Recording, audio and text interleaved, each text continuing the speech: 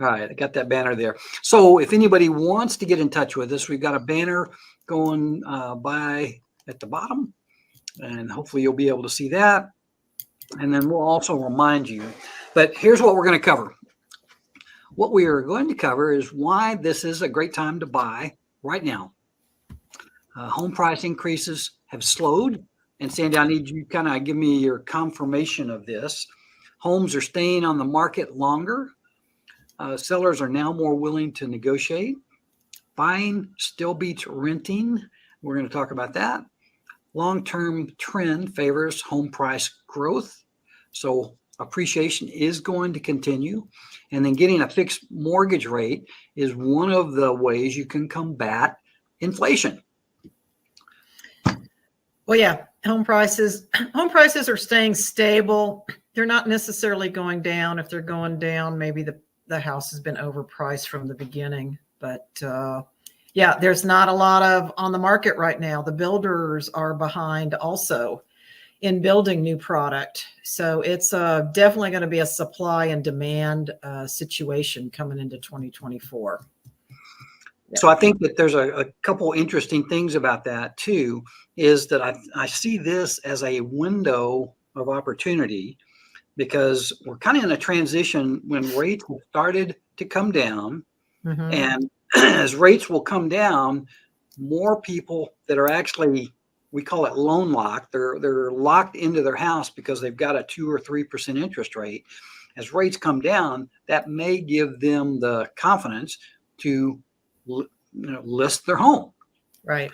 The other thing is I believe, and I don't have anything to prove this, but I think there's pent up demand for a lot of people that were waiting for rates to come down, and those people are going to come back into the market. And it's just a matter of when that happens, where, I think because interest rates were the main thing that stopped people from buying, when they come down, I think that's going to open up the floodgates again. So we'll see what happens, but I think there's a limited time, and I think the time to move is sooner than later. I agree. There is going to be a pent-up demand. I really feel, and what I've been listening to also, that we could be in that bidding war situation again because of this pent-up demand and low inventory. Yeah, and that's not fun. I mean, it's not good really for anybody except maybe a seller.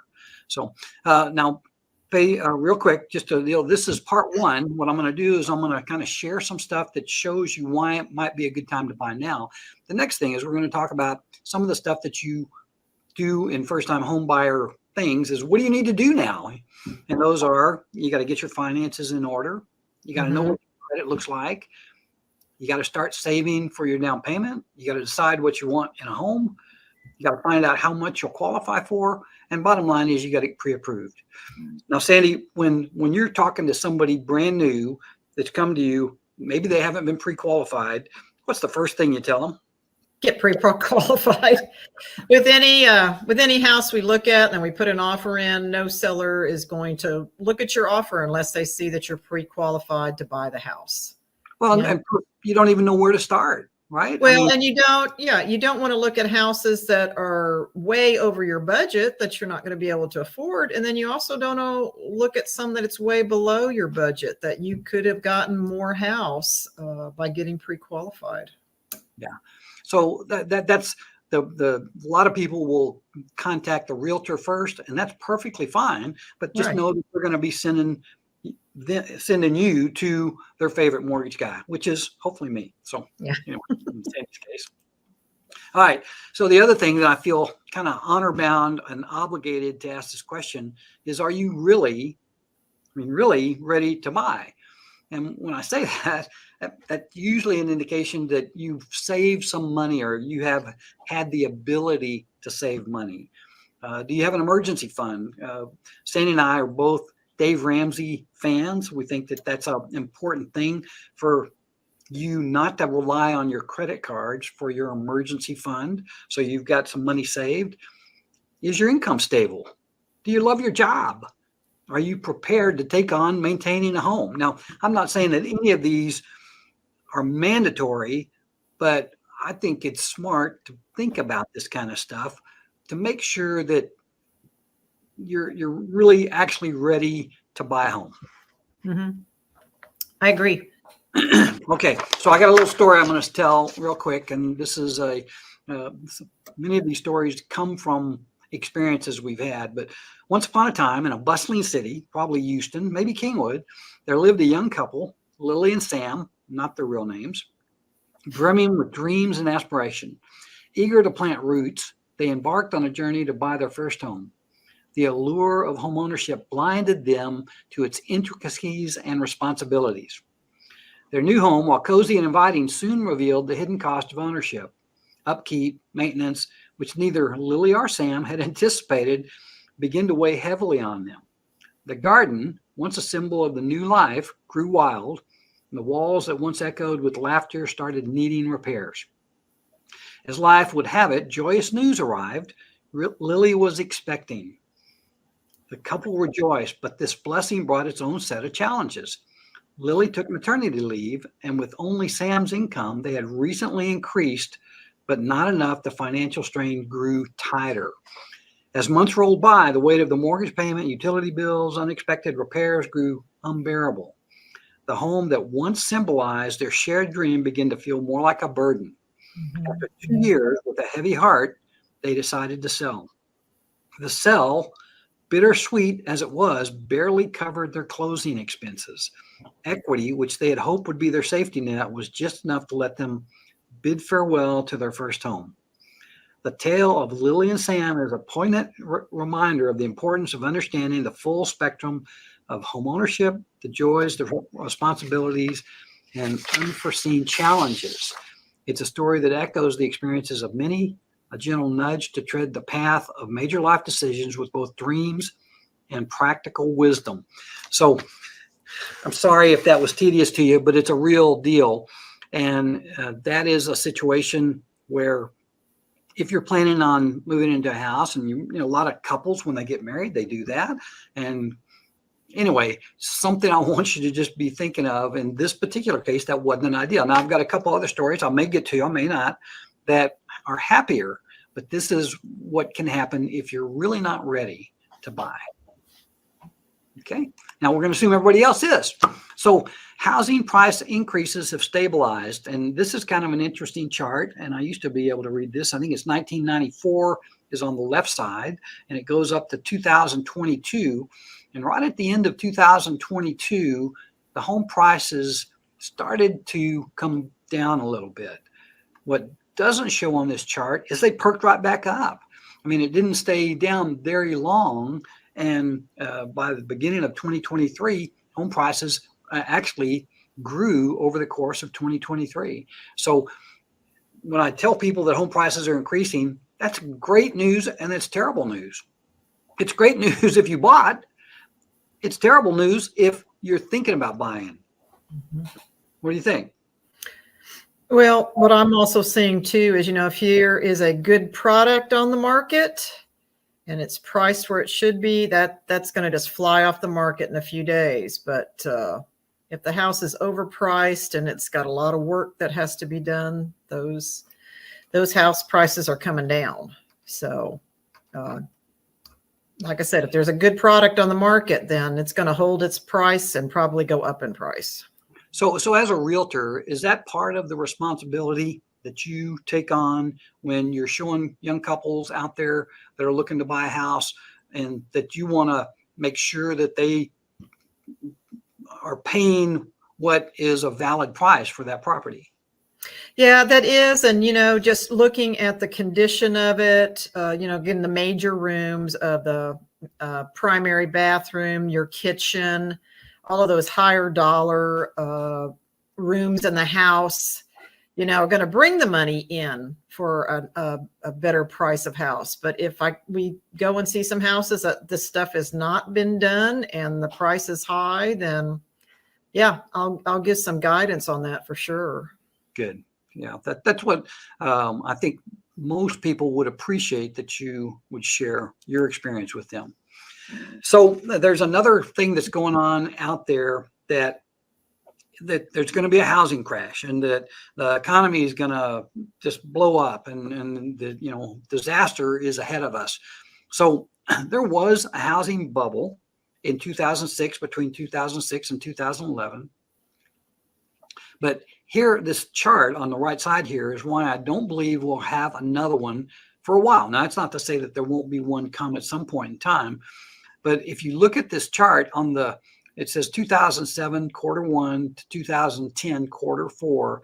This is the inventory level of homes that were for sale. In the green to the right of that is 2019 quarter one to 2022 quarter four, and probably not too much different right now, first quarter of 2024. The inventory is maybe a tenth what it was, and there was an abundance of inventory at that time. Plus, the mortgage industry, and I know because I was there, that was the ability to qualify was very easy. In other words, a lot of people say if you could fog a mirror, you could qualify for a mortgage.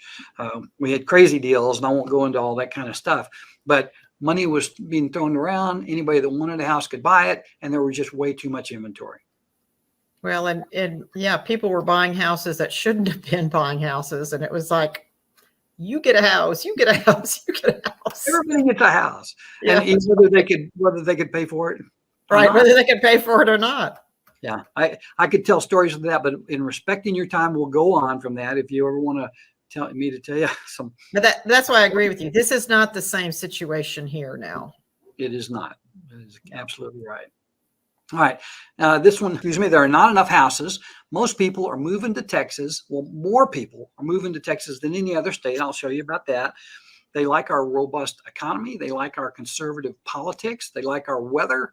They like our low cost of living. And we've got the word out that we have air conditioning. It does get hot here in the summertime. But this is another chart from 83 to 2022. And this is that 2006 to 2010 period when inventory was high. It's just not there now. Right. It's not.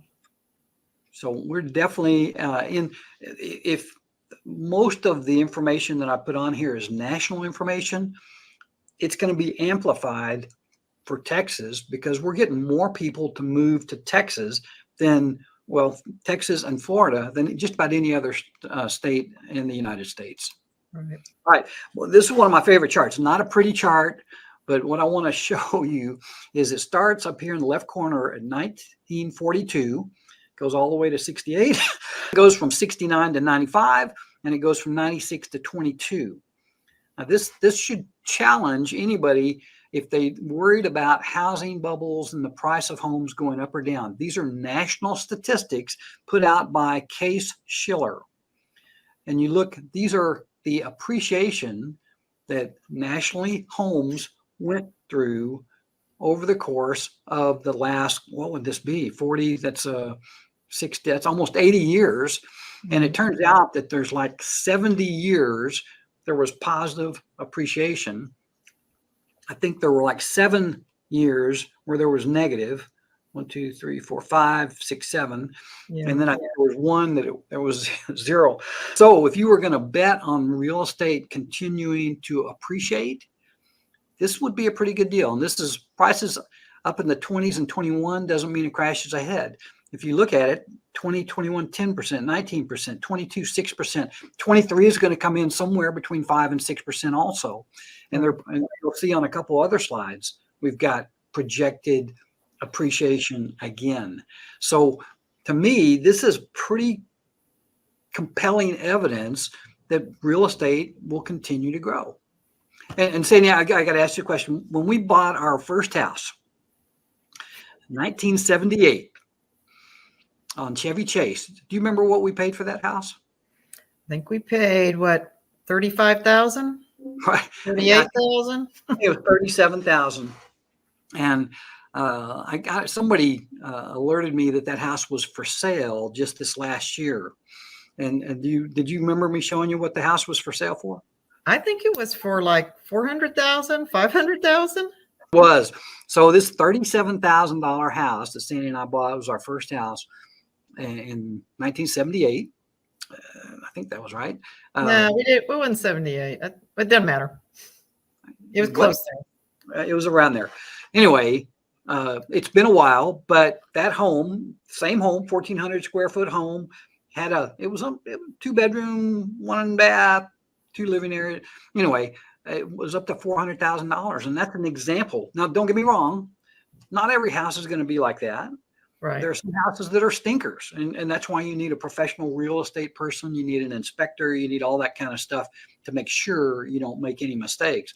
But if you make a conscious thought to buy a home that will appreciate, you can get that kind of appreciation. And I'm still sick that we didn't keep that house. I don't know why we didn't, but we couldn't afford. We use it as our. And that's what a lot of people do. We use it as our stepping stone. We built up equity in it, and then it was time to move on to something bigger. Sell it. We made some money off of it. Move up to the next higher one. So that's right. We did.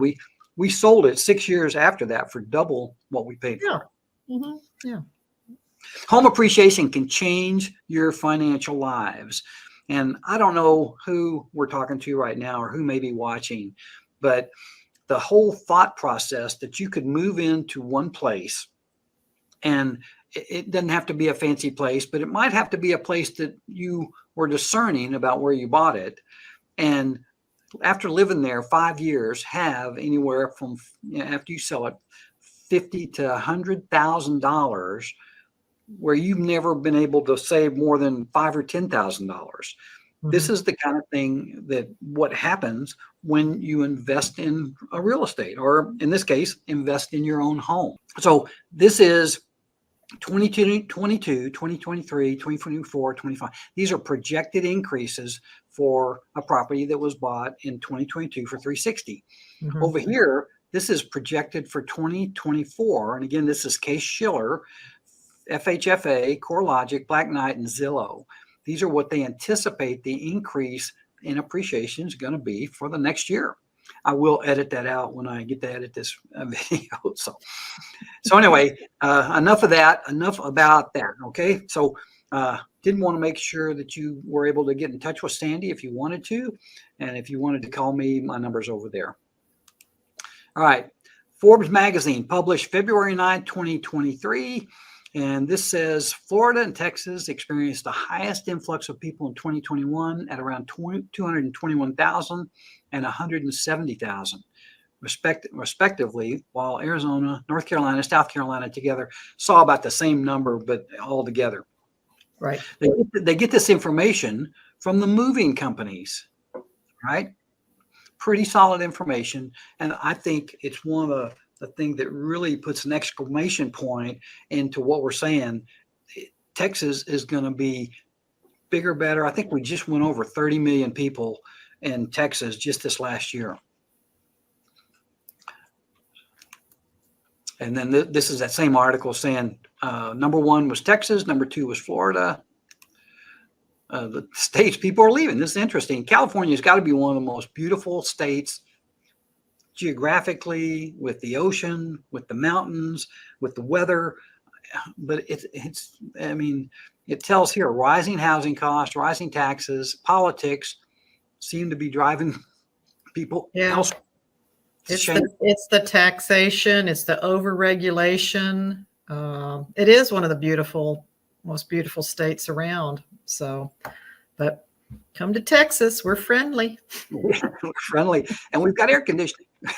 All right. So why did sales slow in 2023? Well, interest rates doubled in 12 months.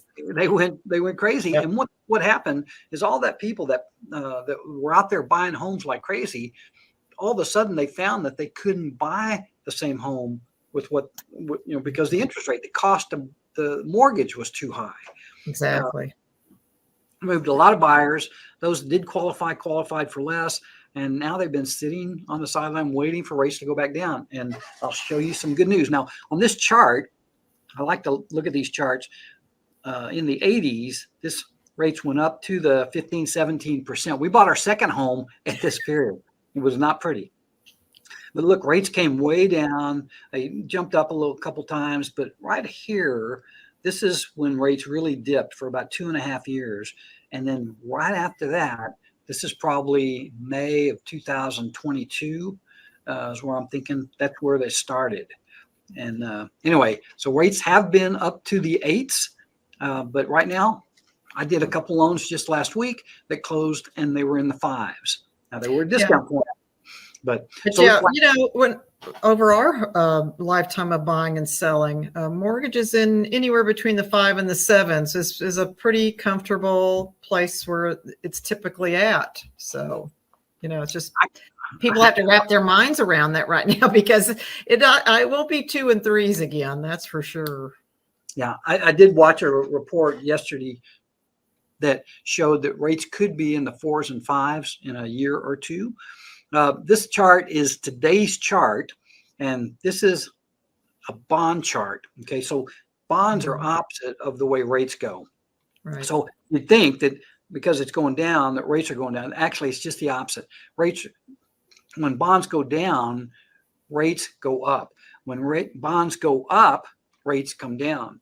So this was about October 16th when this trend of the rates going up, even though the bond market was going down, changed. And from that point on, this is when the Fed started realizing that the efforts that they've made to challenge and raise interest rates is starting to have a positive effect on inflation.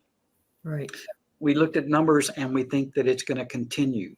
So 2024 through 2025, particularly early summer, should be really better.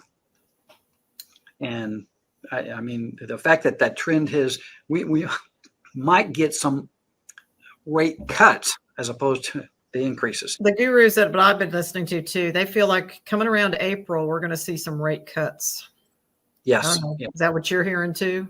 Well, the Fed, between March and May is the next couple times that the Fed is going to be looking at numbers that were much higher last year compared to this year, and that's what triggers that. Okay. So I put this slide in there. I like this slide. It's an ugly slide, but how do you stop inflation in your personal situation? Now, my premise of this slide is that when you look at the consumer price index, part of that consumer price index has things in it like groceries, like housing, car cost, all those kind of things. And the car or the housing is about 44% of what's in that index. Okay, so they're looking at that to weigh if it's going up or down. Here's a way you can stop your personal inflation based on your housing. First, eliminate the increase in your biggest expense, which in most of us, it's your home. Buy a home, get a fixed rate mortgage. The housing cost increases have just slowed down to a snail's pace because rent, if you're renting and if you've rented in the same place for any length of time, you know that rent is going to go up. It averages anywhere from 2 to 5%, some places more. Right. The only way your home payment goes up with real estate is when you have real estate taxes and homeowners insurance. And Sandy and I have very good guidance on how to keep that from going up. So, start with yourself. I haven't seen it dramatically. I go to the grocery store. It still seems like I used to get a bag for $10, and then it was a bag for $20. Now it's like $40. So anyway, got to put the hold on it somewhere. Could home prices go down? Sandy, could home prices go down? Possibly, but I don't think likely. We're just too hot of a state right now. Well, I think that's right. And the fact that we're one of the hottest states to move to, this part down here, Texas cost of living index is 92.1% of what the standard is. So 100% would be the standard. We're well below that. That's why when people come from California or some of these northern states, they come down here and they look at the houses that they can buy for $300,000, $400,000, $500,000. And those are $1 million homes in California or some of these other places. And that's why they look at us like, this is crazy, so cheap down here. Right. Yeah. A lot of people, oh yeah. So my suggestion is get in now. So what are you going to do? That's our question. For those of you out there, what are you going to do? It's decision time. then you don't have to buy today. But should you wait? Well, if you call me, I'll show you why you shouldn't wait, because remember, home prices are still going up. Is it the right time now? Go ahead. I'm sorry. Another reason too is you don't want to get into these multiple offer situations. If there's houses out there right now that fit your criteria, your neighborhood, your schools, and whatever, now's the time to get on to them, because once these floodgates of buyers start opening up, there's going to be multiple offer situations again. And, then the price of the house is just going to tick up. So, yeah, nothing worse than getting out there and making offer after offer and not getting accepted. I think this is interesting. The best time to buy was probably 2 or 3 years ago, or for that matter, 10 years ago, or for that matter, 30 years ago. But we can't help you with that. Yeah. But today is going to be a better time than next year. And I can tell you for sure. And Texas is a hot commodity in more ways than one. So what is needed to pre-qualify? Well, I go through this: reasonable credit scores showing you handle your accounts responsibly, 580 for FHA, 620 for conventional, proof of consistent and stable income for the last 2 years, proof of enough assets to cover the down payment and closing costs. We do talk about, well, Sandy, what are the other options they have for closing cost and for down payment? Well, for the closing costs, we can always ask the seller to help with that. A lot of sellers are willing to help with your closing cost assistance so that you can buy the house for them. So down payment assistance, can't you get a gift from a family member or something? I'd say that 50% of the deals that I've worked on over the course of the last couple of years has had something to do with either a gift from family or maybe even taking some money out of a 401k account. Right. Yeah, I've heard of that too, for sure. Mm-hmm. So there are options for that. What credit scores are required? Well, I just told you, FHA 580, 620. They want to know that you handle your obligations. I think I double dipped that thing, so I'll just go past that. All right, what determines if you qualify? Well, the key factor is your debt to income ratios. That tells you how much you're going to qualify for. Right. I'm going to try to explain this in a way that it makes sense, but I'm going to move past this slide. But what I want you to notice about this, conventional ratio is about 45%. So if your back ratio, and I'll explain that in just a minute, of a $6,000 income is $2,700, on FHA, it's more lenient on the debt ratio, and you could buy a home up to $3,300 with the FHA. That's why the FHA is considered a first-time home buyers program. Right. So this next slide will make more sense out of this. Okay. So what I did here, debt ratio calculation, again, we're going to use 6,000 as our income. And in this case, the way I calculated that was I said that, well, I've got it right here. There's two ratios, the front and the back.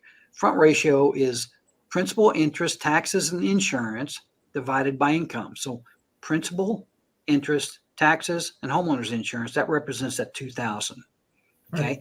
2,000 divided by the income throws out a front ratio of 33%. The back ratio is the principal, interest, taxes, and insurance plus your monthly debt. So your monthly debt, that'd put another $1,000, then divided by the income, that makes the 50%. Okay. This scenario would not qualify for a conventional loan, but it would qualify for an FHA loan. All right.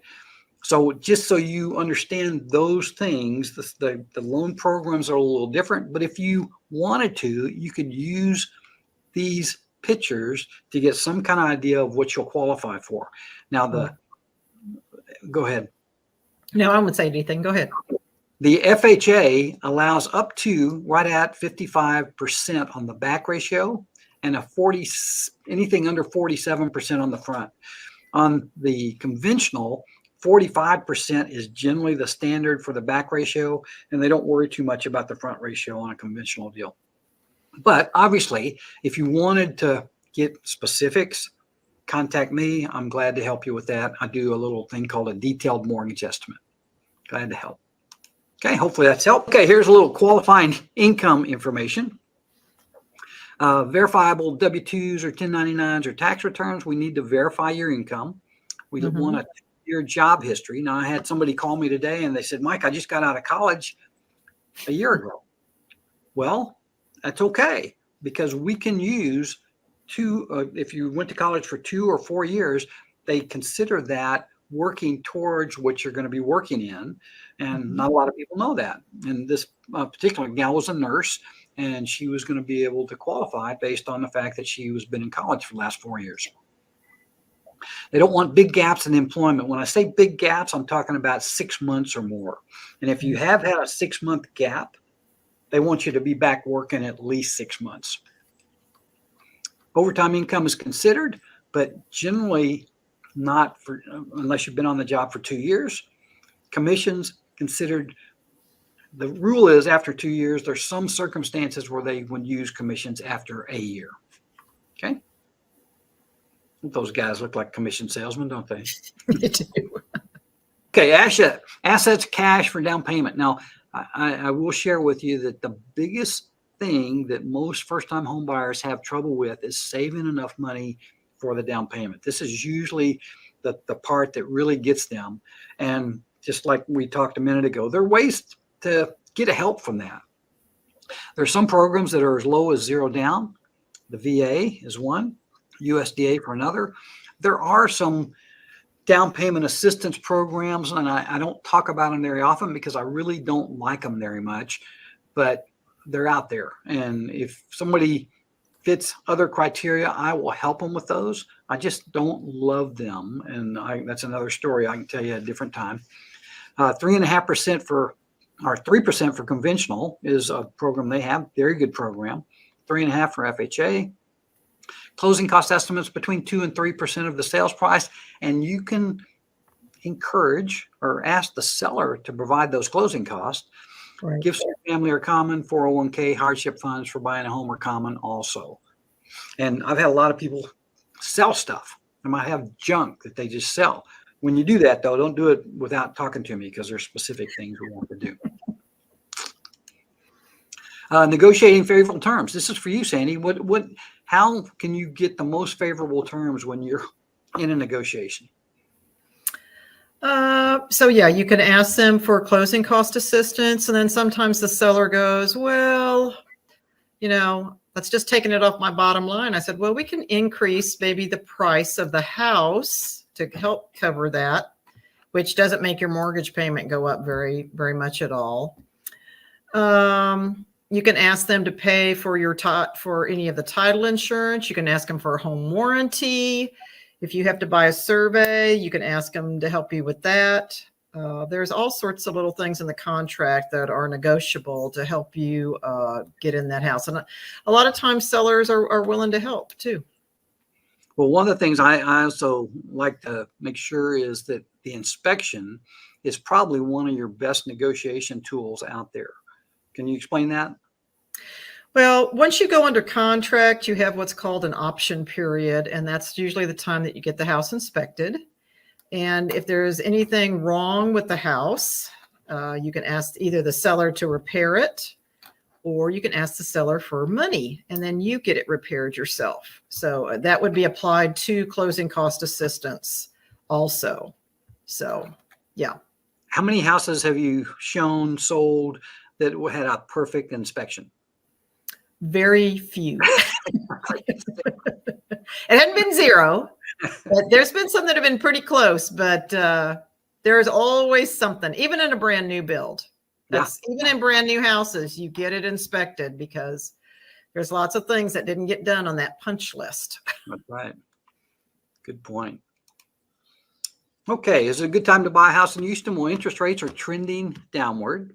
Home prices are still in limited supply, but people are moving to Texas like crazy. Home appreciation is steady right now. What other investment can you live in? Well, I don't know. I guess you could get an RV. We have a relative that just got one. What other investment can you improve? Forgive me for that.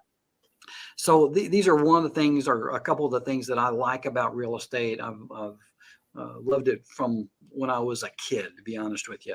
And it's just one of those arenas where if you're careful about it and you have good people around you, this can be a financial blessing for you guys. And Sandy and I'd love to help.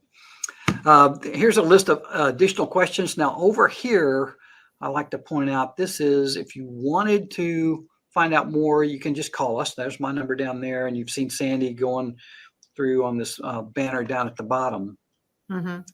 You can also go to my website. And on my website, it's got a form where you can fill out an application, or you can just fill out an inquiry. You're more than glad or more than welcome to just fill that out. I'll call you and we'll get together at the kingwoodmortgageguys.com. Here's the link to our app directly.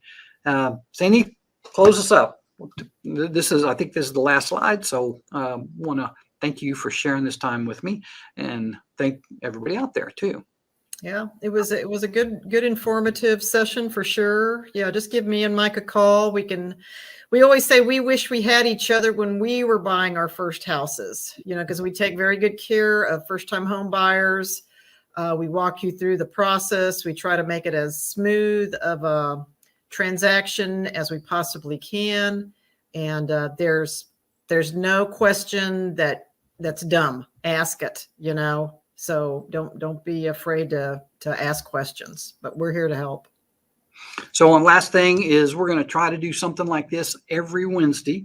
Mm-hmm. And it's going to be on some aspect of real estate that we know a little bit about. And so I'd invite you back. If you were here and you thought the information was good, I'd love for you to subscribe on either YouTube or Facebook, or make comments or anything that might encourage somebody else to watch us. And again, at that, I'm going to close it up. Sandy, again, thank you for being here. Thanks, Mike. And I will talk to you guys later. And the